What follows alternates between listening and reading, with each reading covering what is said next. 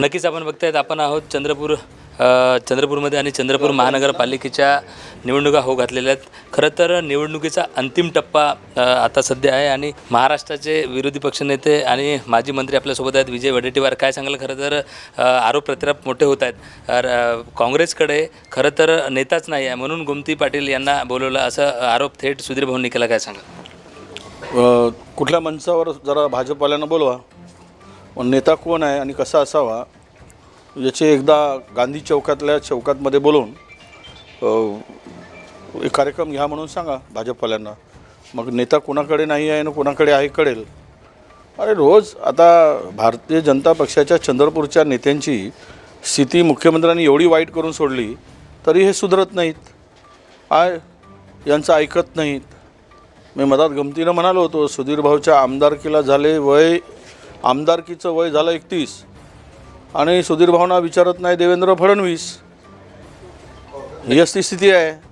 नेता कोण मागता राहिला? नक्कीच महाराष्ट्राचे महसूल मंत्री अनेक इथे सभा होत आहेत आणि पट्टे वाटपण्याचे जे कार्ड आहेत ते खरं तर देतात. यात किती पट्टे वाटप? हे कुठे पट्टे वाटप नाही आहे, हे सगळे बनवाबनवी आहे, जुमलेबाजी आहे. आणि निवडणुकीच्या तोंड आतापर्यंत काय झोपला होते काय? आतापर्यंत कुठे होते? कुठल्या बिळात लपले होते? निवडणूक आली आणि निवडणुकीच्या तोंडावर पट्टे वाटप करायचा. मागच्या वेळेस जसं केलं ना, घरकुलांसाठी अर्ज मागितलेत आणि पैसे घेतलेत, जमा करून घेतलेत आणि एकालाही घरकुल दिला नाही, तसा एक नवीन जुमला आहे. चंद्रपूरच्या जनतेला माहीत आहे की घराचे पट्टे देतो म्हणून निवडणुकीच्या वेळेस, मागच्या निवडणुकीच्या वेळेस किती अर्ज गोळा केलेत आणि त्या अर्जाचं काय झालं? एका अर्जाच्या मागे 100 रुपये घेतले भाजपवाल्यांनी. ते पैशाचं काय झालं? चंद्रपुरातून कमीत कमी 20,000 अर्ज गोळा केले गेले होते घरकुलांचे. ते सगळे निवडणुकीच्या तोंडावर आपल्या पट्टे देतो म्हणून ही एक थाप आहे, बनवाबनवी आहे. दिलेच नाहीत आणि त्याचं श्रेय घ्यायला निघाले. म्हणजे असं आहे की लग्न लागलंच नाही, पोरगा झालाच नाही तरी चालत पेढे वाटत. पोरगा अरे तर डिलिव्हरी तर होऊ दे. नक्कीच शेवट भाऊ, आता लाडक्या बहिणी योजनेचे पैसे 14 आणि 15ला टाकण्याचं मंत्र्यांकडनं सांगितलं गेलं कालच्या सभेमध्ये. काय सांगाल? आमचं म्हणणं तेच होतं, लाडक्या बहिणीला देत आहे तर पहिले का नाही दिले?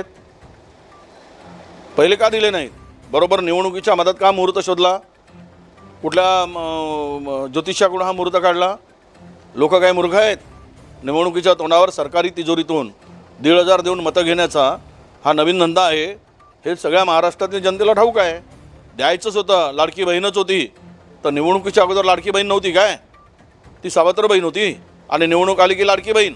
कुणाला मूर्ख बनवत आहे? शेवटी काय आव्हान कराल भाऊ चंद्रपूरच्या जनतेला? जनता सुद्धा नाही, चंद्रपूर शहराला सुंदर शहर करायचं आहे, चंद्रपूरला भ्रष्टाचार पूर्ण निघून काढायचा आहे आणि चंद्रपुरात एक चांगलं प्रशासन, स्वच्छ प्रशासन द्यायचं आहे. यासाठी जनता आम्हाला मतदान करेल आणि या ठिकाणी काँग्रेसची सत्ता येईल हा विश्वास आम्हाला आहे. आम्ही जनतेला आव्हान हेच करतो आहे की आज अमृत योजनेचं वाटोळं झालं, तुमच्या भूमिगत गटार योजनेचं वाटोळं झालं, पिण्याचं पाणी मिळत नाही, शहर पूर्णतः अस्वच्छतेमध्ये गुरफडलं आहे, पूर्ण घाणीचं साम्राज्य आहे, इथे पोल्युशनचा फार मोठा प्रादुर्भाव आहे, बिमाऱ्या वाढल्या आहेत, इथे ना चांगले हॉस्पिटल आहेत. या सगळ्या असुविधेचं हे शहर आहे आणि यामुळं या शहराला सर्व समस्या मुक्त करायचं असेल तर काँग्रेसला मतदान करा. आम्ही करून दाखवू हा विश्वास मी जनतेला वचन देतो आहे.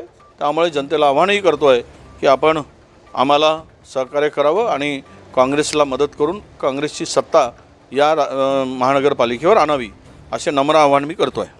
नक्कीच हे होते विरोधी पक्षनेते विजय वडेट्टीवार यांनी सांगितलं हे नक्कीच सरकार धोकेबाज आहे आणि खरं तर ह्या फसव्या योजनांपासनं सावध राहायला पाहिजे असं देखील त्यांनी सांगितलं. एकंदरीत घराचे पट्टे असतील किंवा अनेक योजना ज्या माध्यमातून येतात त्या माध्यमात खरं तर लोकांपर्यंत पूर्णतः होत नाही आणि या भुलथापाला कुणीही पडू नये असं देखील महाराष्ट्राचे माजी मंत्री आणि विरोधी पक्षनेते विजय वडेट्टीवार यांनी लोकराज्य टीव्हीशी बोलताना सांगितलं.